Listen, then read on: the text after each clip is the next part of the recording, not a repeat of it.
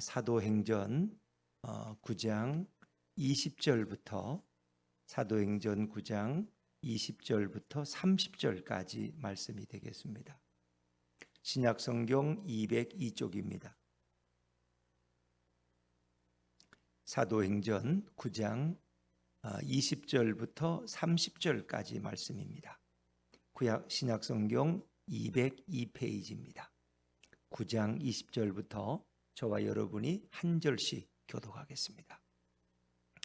즉시로 각 해당에서 예수가 하나님의 아들이심을 전파하니 듣는 사람이 다 놀라 말하되 이 사람이 예루살렘에서 이 이름을 부르는 사람을 멸하려던 자가 아니냐? 여기 온 것도 그들을 결박하여 대제사장들에게 끌어가고자 함이 아니냐 하더라. 사울은 힘을 더 얻어 예수를 그리스도라 증언하여 다메섹에 사는 유대인들을 당혹하게 하니라. 여러 날이 지남에 유대인들이 사울 죽이기를 공모하더니 그 계교가 사울에게 알려지니라. 그들이 그를 죽이려고 밤낮으로 성문까지 지키거늘 그의 제자들이 밤에 사울을 광주리에 달아 성벽에서 달아내리니라.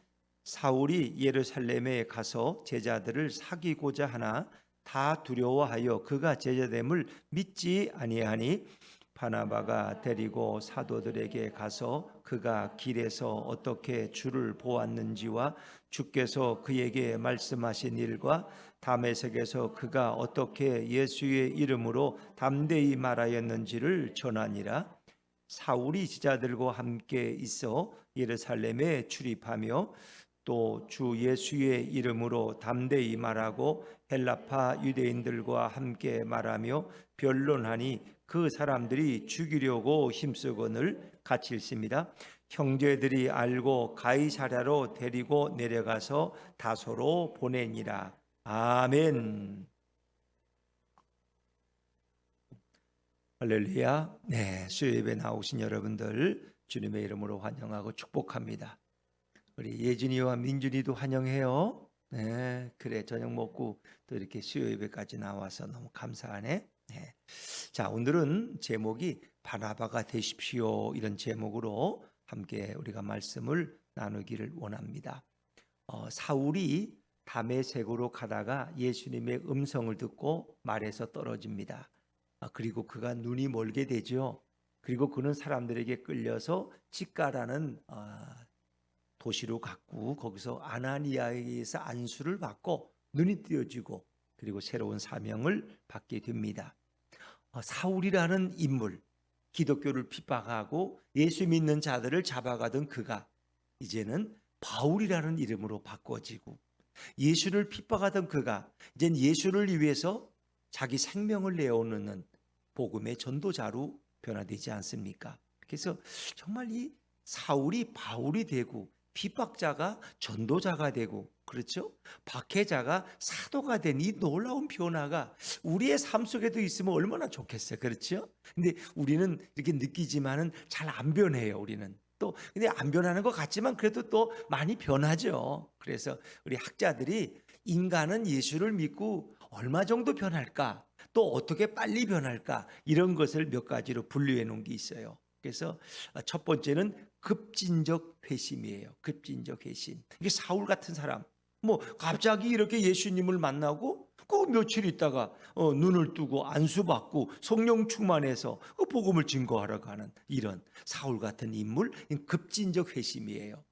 예수님을 만나면 사람이 변해요. 어거스틴 같은 사람도 그런 사람이에요. 어거스틴도 방탕한 삶을 살았어요. 어릴 때 예수는 믿었지만 그가 주님을 떠나서 방탕하게 살고 마니교라는 이단에 빠져 있고 여러 여인들과 부끄러운 이런 관계를 가져 살던 사람. 그러나 그가 어느 날 하나님의 음성을 듣는데 새들을 통해서 하나님의 음성을 들어 성경을 펴서 읽어보라고 새가 지적이요. 그래서 성경을 폈더니 그것이 바로 놀라운 말씀. 거기서 깨어져요. 로마서 11장 12장의 말씀인가 13장의 말씀 13장 너가 이제 자다가 깰 때가 되었다 하는 그런 말씀 앞에 그가 심령이 내려가요. 그리고 그가 위대한 중세의 성자로 거듭나는. 또 김익두 목사님 같은 원래 유명한 깡패였거든. 그런데 그가 선교사가 집회한다 그러니까 회방 놓으려고 가서 이렇게 망치려고 갔다가 그만 거기서 회심해요. 그리고 그가 새로운 인물이 되고 목회자가 되고 신학교 나와서 그래서 유명한 부흥 강사가 되죠. 정말 이런 일들을 보면 정말 놀라운, 하나님은 사람들을 급진적으로 회심시켜. 근데 이런 경우는 한 5% 정도에 불과해. 예수 믿는 사람들 중에 대부분은 이런 급진적 회심을 경험하지는 않습니다. 자, 두 번째 회심은 점진적 회심이에요. 점진적. 이거는 천천히 변하는 거예요.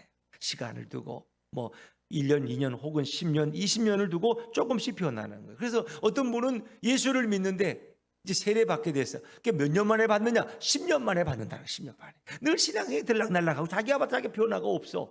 그렇게 세례도 내가 아직도 예수를 못 믿는 것 같은데 미루다가 10년 만에 세례를 받는 분도 있어요.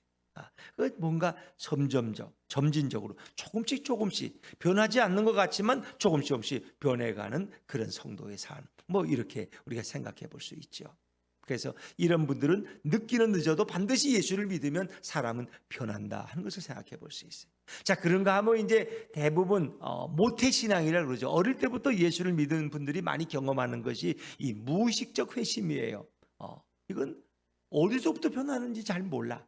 어릴 때 태어나면서부터 기독교 환경 속에서 성장해 가는 거예요. 교인 가정에 자라고 뭐 부모님이 집사님이고 권사님이고 그렇게 그저 어머니 등이 옆에서 늘 교회 가서 그저 젖을 먹고 그렇게 자고 어릴 때부터 다 그러잖아요. 예전에는 뭐 웬만하면 다 저녁 입에 나오니까 애기들 들쳐업고 나와 젖도 먹이고 옆에 또 누워놓고 그다 또 깨워서 데리고 가고 다 그렇게 하죠. 그래서 예전에 제 기억에도 보면은 보통 한 3명씩 한 가정 되니까 하나는 업고 둘은 끌고 근데 이 초등학생들이 또 자. 그러면 또 깨워가지고 데리고 가느라고. 왜? 말씀 듣다 보니까 아이들은 또 자거든요, 옆에. 옛날에는 이런 의자가 아니고 그냥 바닥이니까 자기도 좋아. 그래서 뭐 모포 하나 가져가면 애들 당연히 거기서 자고. 그렇게 또 깨워서 찬송도 부르고 이렇게. 이제 그러면서 조금씩 변해가는데 자기도 자기가 언제 변한지 잘 몰라요. 되게 어릴 때부터 기독교 환경 속에서 성장한 사람들. 되게 이런 사람들은 좀 특징이 있어요.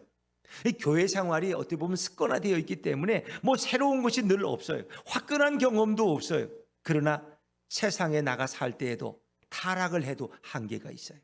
어느 정도 이상은 교회를 떠나지 않고 예수를 떠나지 않습니다. 내가 이 이상은 가면 안 된다는 걸 본인들이 알아요. 신앙이 없는 것 같은데 미지근한 것 같은데 그래도 그 안에 예수님이 늘 계셔요. 이런 분들. 그래서 그 안에 그리스도의 형상이 있기 때문에 어떤 상황 속에서는 다시 돌아오고 또 그 열정을 회복하게 되죠. 또 이런 분들이 마지막 임종 때는 틀림없는 교인이야. 자기가 천국 가기를 확실히 믿어. 어릴 때부터 들은 얘기가 그거니까. 그 안에 예수는 있는데 그것을 뜨겁게나 또 정열적으로 표현하지 않는 그런 특징이 있어요. 근데 어려운 일을 당하면 꼭 교회로 돌아오고 또 목자님을 찾고 하나님을 찾는 이런 특징을 가지고 있어요. 자기가 거듭났다는 것도 잘 모르고 살아요. 이런 분들은 되게 무의식적인 회심이다 이렇게 표현할 수 있습니다. 교인이 아니라고 말할 수 없어요. 그러나 그들 속에는 나름대로 예수를 믿고 그 안에 주님을 모시고 살아가는 경우가 많이 있다는 것입니다. 그러나 신앙생활이 늘 좀 신통치는 않아. 저 사람은 어제 믿고도 저렇게 열심히 있는데 저 10년 전부터 믿은 사람이 어떻게 저 모양이야. 이렇게 때로는 꾸지람도 받지만 그들은 결코 교회를 떠나지 않는다 하는 그런 특징을 가지고 있어요. 자, 오늘 우리가 살펴보는 이 사울은 바로 급진적인 회심을 경험한 사람이에요. 그러니까 사울이 전도자, 이제 바울이 되었죠. 그런데 사울이 사실은 이렇게 예수를 핍박하다가 돌아온 이후에 그가 넘어야 할 산이 한두 고비가 아니에요. 그는 세례도 받고 성령 충만도 받아서 이제 모든 것을 다 할 수 있지만 그렇지 않습니다. 이제 그가 첫 번째 한 일은 복음을 증거한 일이었는데 회심한 이후에 그가 언어가 달라졌어요. 자, 우리 20절 말씀을 한번 읽어볼까요? 20절입니다. 20절 시작. 즉시로 각 해당에서 예수가 하나님의 아들이심을 전파하니. 그런 즉시로 각 해당에서 예수가 하나님의 아들이심을 전파했다. 그가 핍박하던 그 예수, 누가 어째 나를 핍박하느냐? 주여 뉘시니까 나는 내가 박해하는 예수다. 그 예수가 하나님의 아들이심을 그가 전파해. 그럼 예수가 하나님의 아들로 믿지 않았어요. 예수를 메시아로도 믿지 않았던 사람이에요. 그런데 그가 예수님을 하나님의 아들 메시아로 우리의 구주로 믿고 전파하게 됐어요. 또 22절 말씀을 한번 건너뛰어 읽어볼까요? 22절입니다. 시작. 사울은 힘을 더 얻어 예수를 그리스도라 증언하여 다메섹에 사는 유대인들을 당혹하게 하니라. 예수를 그리스도라고. 이 땅에 오신 그 갈릴리 출신의 그 선지자, 그분이 바로 우리의 그리스도, 우리의 구원자라고, 우리의 메시아라고 그렇게 그는 당당하게 소개하고 전도하게 되었어요. 지금 사울이라는 분은 이분 자체가 이렇게 사색하는 형이 아니에요. 조용한 형이 아니에요. 그런 행동적인 사람이에요. 그래서 유대인으로 있을 때도 예수 믿는 사람들을 앞장서서 핍박하는 그런 열정적인 사람이에요. 근데 이 핍박하던 사람이 예수를 믿으면 방향을 바꾸면 그도 또 적극적인 전도자가 된다는 거예요. 이게 성격적인 면도 상당히 있죠. 그래서 똑같이 예수를 믿어도 성품이나 그가 전에 어떤 종교를 가졌느냐에 따라서 그 방식이 다른 경우 있어요. 그러니까 예를 들면 무당으로 있다가 예수 믿는 사람들 보면 참 열심히 있어요. 그런 분들은 새벽기도도 아주 열심히 나오고, 그리고 새벽기도 나올 때도 꼭 목욕 재개하고 나오고. 왜? 무당은 그렇게 해야 되니까. 그게 이제 자기가 예전에 있던 그런 어떤 형태를 가지고 들어오는 경우도 있어요. 좀 시끄럽게도 하고 좀 뜨겁게도 하지만, 사람들은 그렇다고 하지만 그의 믿음은 되게 열정적입니다. 그런데 이제 유교나 불교를 믿다가 돌아온 분들 보면은 좀 뭔가 명상적이고 조용한 걸 좋아해요. 왜? 불교라는 건 조용히 염불이나 애우면서 명상하는 것이기 때문에. 또 유교라는 것도 뭐 그런 거잖아요. 그래서 뭔가 이렇게 시끄러운 것보다는 좀 조용한 걸 좋아하는 또 그런 분들의 영향도 있을 수 있어요. 하여튼 이렇게 믿든 저렇게 믿든 하나님을 믿는 방향은 같은 것이죠. 사울을 생각하면 참 우리는 사울에 비하면 예수 믿은 지가 벌써 몇십 년이 되고 또 뭐 몇 년이 되는데도 참 그에게 비하면 부끄러워. 그런 변화되자마자 나가서 예수가 그리스도라고, 예수가 하나님의 아들이라고 담대하게 선포할 수 있었던 거죠. 어찌 보면 우리는 왜 그렇게 사울처럼 하지 못할까? 어찌 보면 분명한 체험이 부족해서일까? 아니면 뭔가 확고한 믿음이 없어서일까? 아니면 뭔가 뜨거운 열정이 없어서일까? 우린 이런 질문들을 던져보는 것입니다. 사울을 보면 그의 열정이, 오늘 성경에도 다메섹에 있는 유대인들을 굴복시켰다 그래요. 굴복시켰다. 그러니까 그런 말로 해도, 논리적으로 따져도 절대로 유대인들에게 지지 않을 그런 논리를 가진 사람이에요. 그런 논리 정연한 사람이고, 그런 명철한 사람이고, 해박한 지식을 가지고 있어요. 그가 예수를 믿고 나서 기독교인이 된 다음에 유대인들과 절대로 논쟁을 해서도 지지 않는 그런 사람이 됐다는 거예요. 더불어 가장 중요한 것은 사울이 성령 충만함을 입었다는 거예요. 아나니아가 그에게 안수하고 눈을 뜨게 했을 때 이제 성령 충만을 위해서 기도했는데 바로 이 사울에게 성령 충만한 은혜가 임했다는 거예요. 성령의 지혜와 권세 앞에 갑이 누가 당할 사람이 있겠습니까? 사도행전 6장 10절에 보면 스데반 집사에 대한 얘기가 있는데, 스데반이 지혜와 성령으로 말함을 저희가 능히 당하지 못하더라. 지혜와 성령으로 유대인들과 논쟁하는데 그들이 스데반을 이길 수가 없었다는 것입니다. 그렇습니다. 가장 복음을 전하는 능력 있는 삶은 성령의 충만함을 구하는 것이다. 성령에 사로잡히면 하나님께 붙들린 인생을 대항할 자가 없다 하는 것입니다. 오늘 그의 삶의 주인이 예수 그리스도가 된 이 사울의 이 모든 언어가 달라지죠. 그의 메시지가 달라져요. 그는 예수가 하나님의 아들이라고 말하기 시작합니다. 예수를 바로 믿으면 우리의 언어가 달라져야 돼. 베드로는 예수님이 물었죠. 사람들이 나를 누구라 그러느냐? 마태복음 16장 16절에 위대한 고백이 있잖아요. 주는 그리스도시요 살아계신 하나님의 아들이십니다. 주는 그리스도시요, 주님은 나의 메시아, 나의 구원자이십니다. 그리고 살아계신 하나님의 아들이십니다. 당신은 곧 하나님이십니다. 그런 뜻입니다. 이런 고백이 있는 사람은 삶의 모습이 달라지겠죠. 그의 언어가 달라지겠죠. 인간 예수가 아니라 그런 바로 하나님의 아들이신 그 예수를 고백하고 그분을 내 인생의 구주로 섬기고 그렇게 표현하기 때문입니다. 그런 사울은 메시지가 달라졌다. 저는 우리들의 삶 속에서도 정말 예수가 우리의 구원주다, 예수가 바로 하나님이시다 하는 이런 분명한 고백이 우리에게서, 우리 입술을 통해서 증거될 수 있으면 좋겠습니다. 또 그런가 하면 이 사울이 바울이 되었는데 이 바울은 삶의 목적과 목표가 달라지는 거죠. 과거에 사울은 그런 말 하지 않았어요. 그러나 이제는 그런 달라졌어요. 그가 뭐라고 고백합니까? 너희가 먹든지 마시든지 무엇을 하든지 다 하나님의 영광을 위하여 하라. 고린도서 10장 31절에 하는 말씀이죠. 그 바울의 말씀이에요. 이제 뭘 먹든지 마시든지 뭘 하든지 나를 위해 하지 말고 하나님의 영광을 위하여 하라. 직장에 가서 일을 하든 맛있는 것을 먹든 어디가 봉사를 하든 뭘 하든 하나님의 영광을 위해서 하라. 하나님께 영광을 가리는 것은 하지 말라는. 빌립보 3장 10절에 보니까 그러나 무엇이든지 내게 유익하던 것을 내가 그리스도를 위하여 다 해로 여길 뿐더러. 전에는 내가 좋아하던 것, 전에는 내가 유익하게 여겼지만 이제는 그리스도를 위해서 그것을 다 해로 여긴다는 건 뭐예요? 쓰레기처럼 여긴다. 그것이 전에는 중요했지만 예수를 믿은 나에게 그것은 별로 가치가 없어. 왜? 예수님이 내 인생의 가장 중요한 보화니까. 보화이신 예수님을 모시고 있는데 뭐 다른 게 눈에 들어오질 않아요. 이제는 오직 예수님만 바라보면 다른 것에는 관심이 없고 가치를 두지 않는 거예요. 그래서 전에 유익하던 것들을 다 해로 쓰레기로 여기겠다.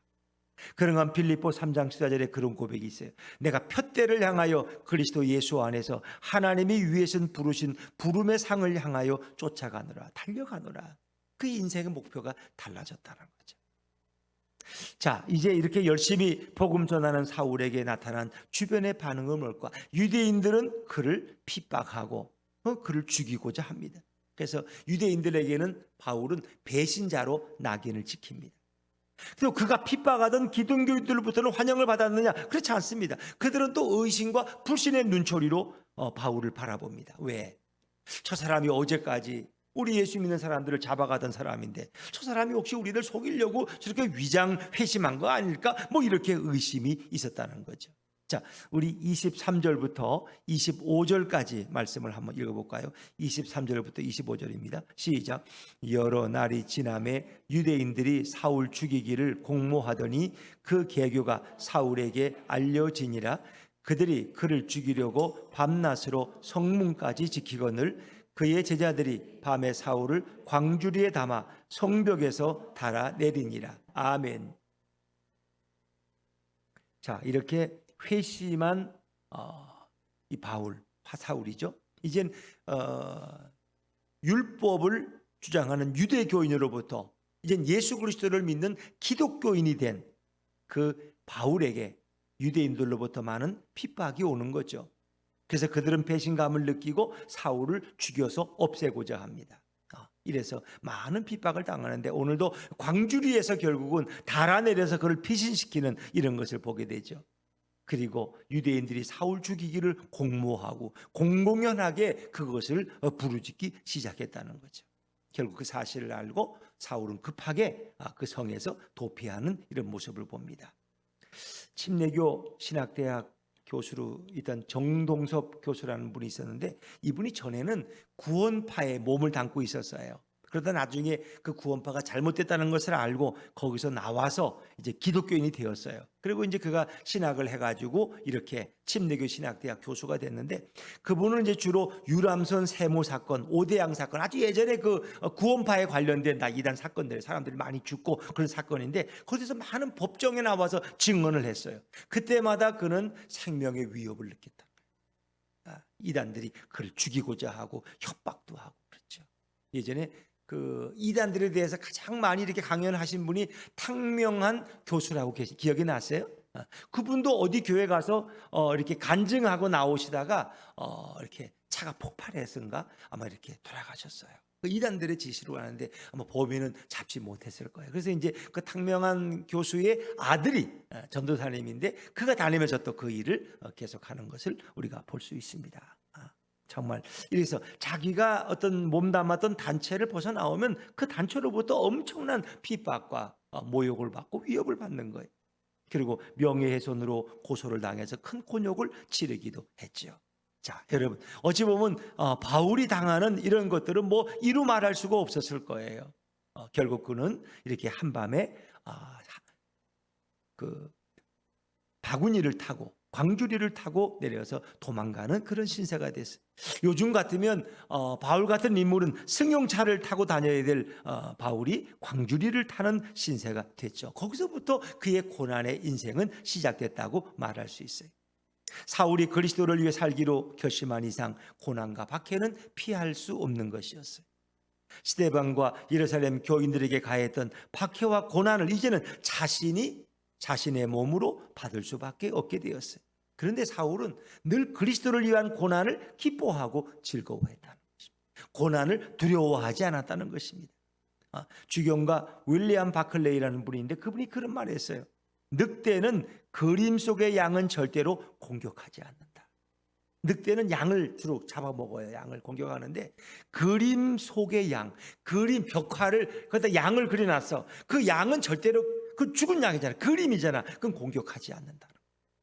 마찬가지. 거짓 그리스도인은 사단도 공격하지 않습니다. 진정한 그리스도인은 공격을 받습니다. 그러니까 여러분이 사단의 공격을 자주 받으면 내가 생명 있는 그리스도인이야. 근데 전혀 사탄도 나를 거들떠보지도 않아. 그러면 생명 없는 그리스도인일 수도 있다. 늑대도 벽에 붙은 벽화에 있는 양은 공격하지 않는다. 왜? 그건 생명이 없으니까. 그러나 사단은 생명 있는 그리스도인들을 어떻게든 넘어뜨리려고 공격하고 유혹하고 그렇게 한다는 거예요. 여러분 어찌 보면 그 말은 진리입니다.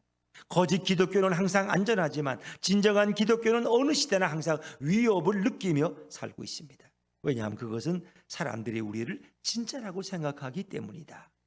이제 가장 가슴 아픈 일은 사울을 따뜻하게 영접해야 될 예루살렘의 제자들마저 사울을 경계하고 그를 배척하는 일이 일어났다는 것이죠. 자, 우리 26절 말씀으로 건너뛰어 볼까요? 26절입니다. 시작. 사울이 예루살렘에 가서 제자들을 사귀고자 하나 다 두려워하여 그가 제자됨을 믿지 아니하니.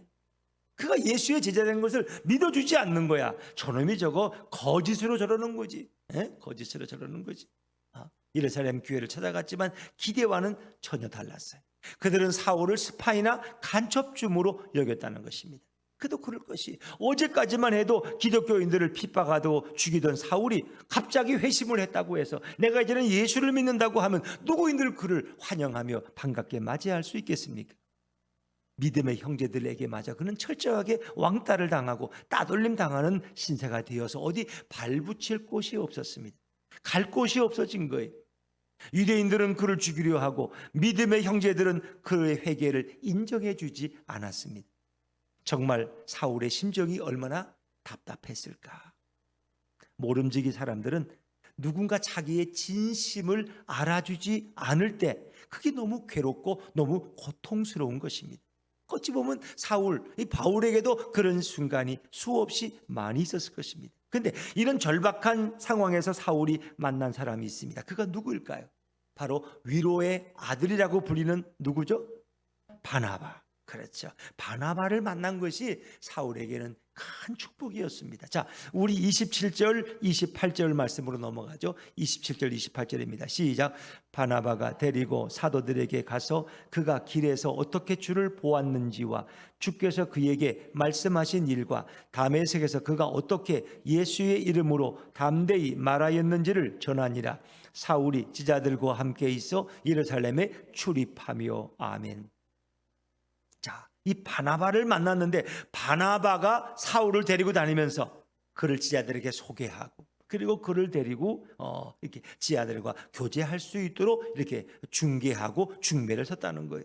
그러니까 사울이 참 바울이 되고 진실한 하나님의 사도가 되는 데는 그가 만나야만 했던 세 사람이 있었습니다. 첫째가 바로 스데반입니다. 스데반.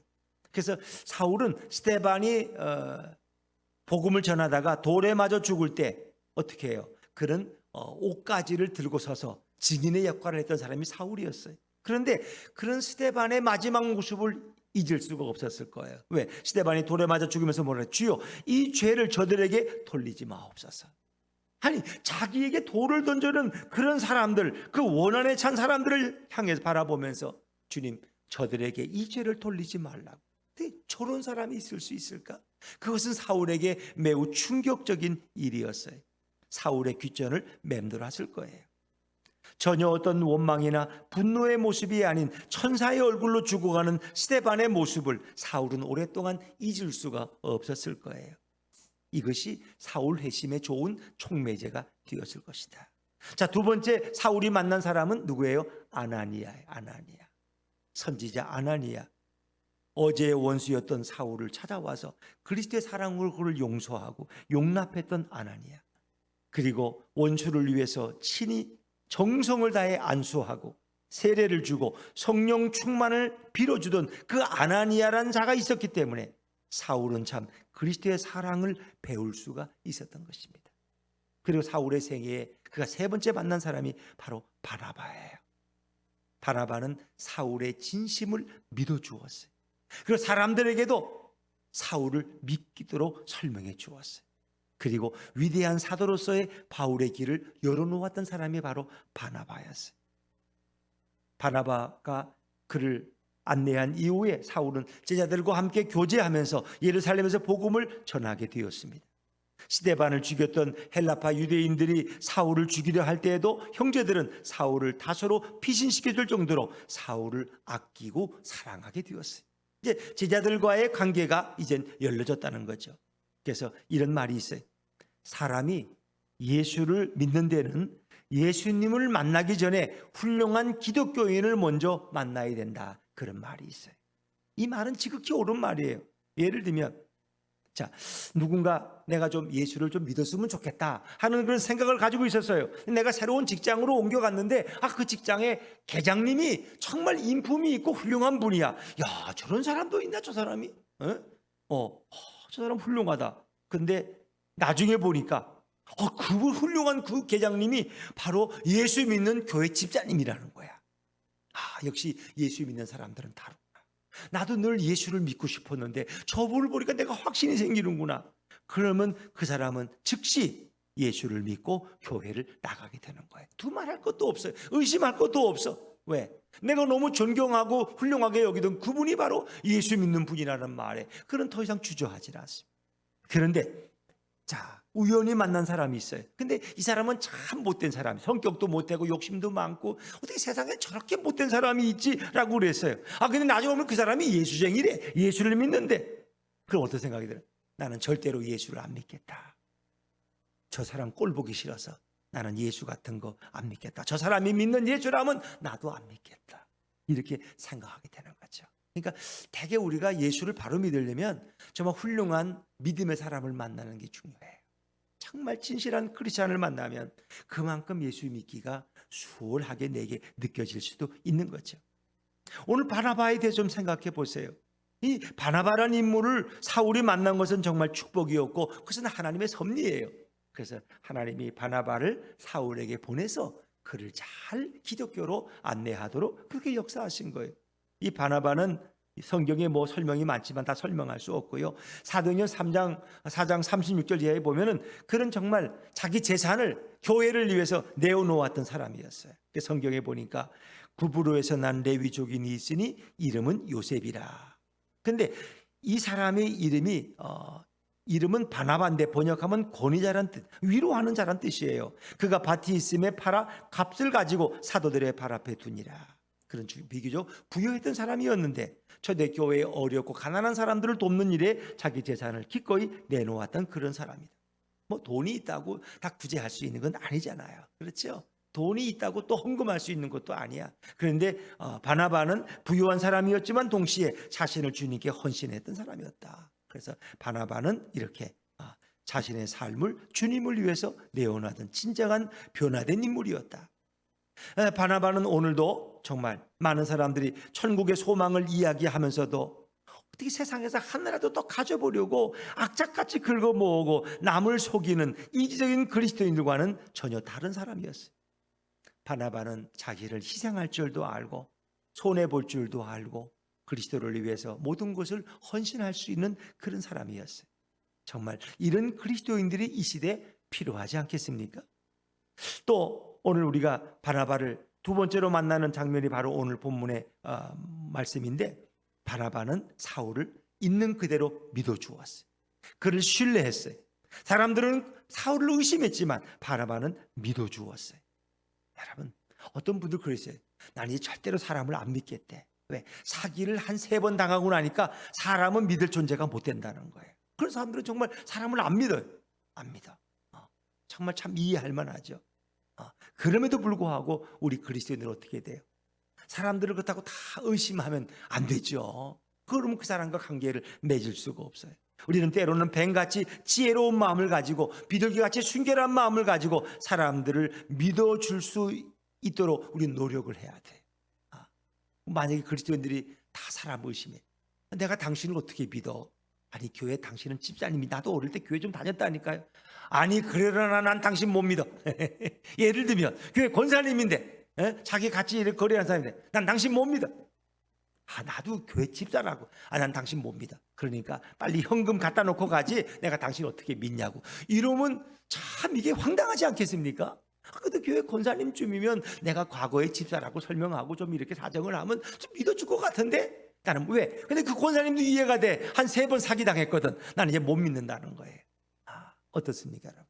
나는 이렇게 여러 번 사기를 당했지만 또 정말 그가 자기를 믿어달라고 호소하고 그렇게 할 때 내가 그를 속는 셈 치고 또 한번 믿어줄 수는 없을까? 뭐 이런 생각은 안 듭니까? 어떤 분은 아주 냉정해. 나는 못 믿겠대. 못 믿겠대. 물론 그 과거가 이해돼요. 그런데 정말 악한 사람도 어린애처럼 너무 천진스럽게 나를 믿어주는 사람에게는 마음이 약해진다는 거 아세요? 내가 사기를 쳐도 저런 분에겐 내가 사기를 치면 안 되지. 왜? 저분은 나를 철석같이 믿어줘 그냥. 그런 사람한테 사기를 못 치는 거예요. 그렇습니다. 바나바는 사울의 과거를 의심하지 않고 들춰내지 않고 그냥 그걸 믿어주는 거예요. 사람들은 보통 그 사람 과거에 어땠지 하면서 과거를 들먹거리는 일이 많아요. 또 그 때가 되면 그걸 자꾸 걸고 넘어지는 경우들도 교회 안에서 많이 있어요. 그것은 잘못된 것이다. 우리는 받아들이는 것 같으면서도 늘 받아들이질 못하고 경계하고 그 사람의 과거의 실수나 어떤 그런 거 가지고 사람들 평가하는 이런 것은 잘못된 것이다. 왜? 누구든지 실수할 수 있어요. 그러나 그리스도 안에서 우리는 새로운 피조물이 된 줄로 믿습니다. 우리는 늘 그리스도 안에서 변화를 믿어야 돼. 과거를 가지고 자꾸 끄집어내는 것은 잘못된 거예요. 그러니까 예수님께서도 뭐예요? 요한복음에 보면은 그렇게 가늠하다 잡혀온 여인을 보고 뭐라 그랬어요? 나도 너를 정죄하지 않겠다. 가서 다시는 죄를 짓지 말아라. 이렇게 예수님 말씀하시잖아요. 그 돌로 치는 사람들에게 너희 중에 죄 없는 사람이 있으면 돌로 치라고 예수님이 명령하시니까 나이 많은 사람부터 젊은이까지 돌을 다 내려놓고 부끄러워서 그냥 다 꽁무니를 빼고 말았다 그러지 않습니까? 근데 우리들은 너무 사람들을 평가하기 좋아하고 남의 과거 들춰내기 좋아하고 남의 쓴 상처 끄집어내기 좋아해요. 근데 그건 우리가 고쳐야 돼. 적어도 우리 예수품 교회는 좀 예수님 품처럼 좀 따뜻한 교회가 돼야 되지 않겠어요? 그러면 과거를 묻지 않는 거예요. 우리 옆에 분들한테 인사합시다. 과거를 묻지 맙시다. 시작. 과거를 묻지 맙시다. 서로의 과거 자꾸 들춰내지 말아요. 예전에 집사님 뭐 하겠지? 이러면서 말해요. 그러지 말라는 거예요. 그거는 어리석은 세상 사람들이 하는 일이고 우리는 지금 현재가 중요하고 예수님 안에서 우리의 삶이 중요한 것이지 어리석게 과거를 들춰내는 것은 아니다. 오늘 바나바가 바로 그런 사람이었다는 거예요. 또 바나바는 안디옥 교회에 결국 파송되었죠. 그래서 예루살렘은 교회는 바나바를 안디옥 교회에 파송했어요. 그 이방 지역인데 거기 가서 그 교회를 섬기도록 했어요. 근데 바나바가 사울을 데려다가 그 교회를 함께 섬겼어요. 참 놀랍죠. 그래서 사울이 그 안디옥 교회를 섬기면서 정말 훌륭한 사도로서 성장해 가죠. 그리고 결국은 안디옥 교회는 어떻게 해요? 그 바나바와 사울을 이방 선교사로 안수해서 그들을 1차 선교 여행에 이방 선교사로 파송한다. 그래서 1차 선교 여행은 바나바와 바울이 같이 동행하잖아요. 그래서 유럽을 복음화시키는 1차 선교 여행이 시작되는 거예요.